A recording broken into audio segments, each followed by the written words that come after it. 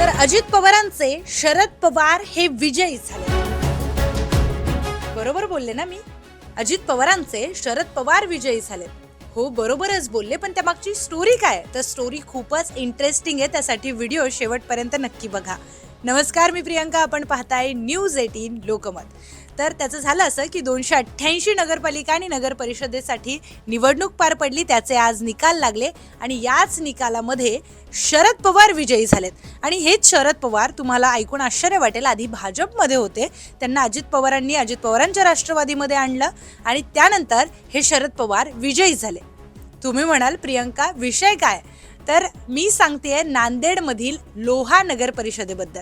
लोहा नगर परिषदेमध्ये अजित पवारांच्या राष्ट्रवादीकडून शरद पवार यांना उमेदवारी देण्यात आली. हे शरद पवार आधी भाजपमध्ये होते आणि आता हे अजित पवारांच्या राष्ट्रवादीकडून घवघवीत मत घेऊन निवडून आलेत.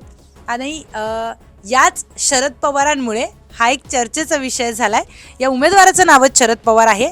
या लोहा नगर परिषदेमध्ये राष्ट्रवादीला 17 जागांवर विजय मिळाला. अतिशय घवघवीत यश राष्ट्रवादीला या लोहा नगर परिषदेमधून मिळालंय. नांदेड जिल्ह्यातील ही लोहा नगर परिषद आहे आणि यामध्येच या उमेदवाराचं नाव आहे शरद पवार. आधी भाजपमध्ये होते, आता राष्ट्रवादीमध्ये आले आणि घवघवीत यश त्यांनी राष्ट्रवादीला मिळवून दिलंय.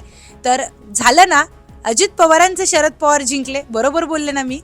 तर तुमच्या भागामध्ये काय सगळं सुरू आहे, काय घडामोडी सुरू आहे, तुमच्या भागामध्ये कोण विजयी झालाय आणि तुम्हाला काय वाटत होतं की काय घडलं आणि वेगळंच काहीतरी घडलंय का? हे सगळं आम्हाला कमेंटमध्ये नक्की लिहा आणि अशाच अधिक इंटरेस्टिंग व्हिडिओजसाठी पाहत राहा न्यूज 18 लोकमत.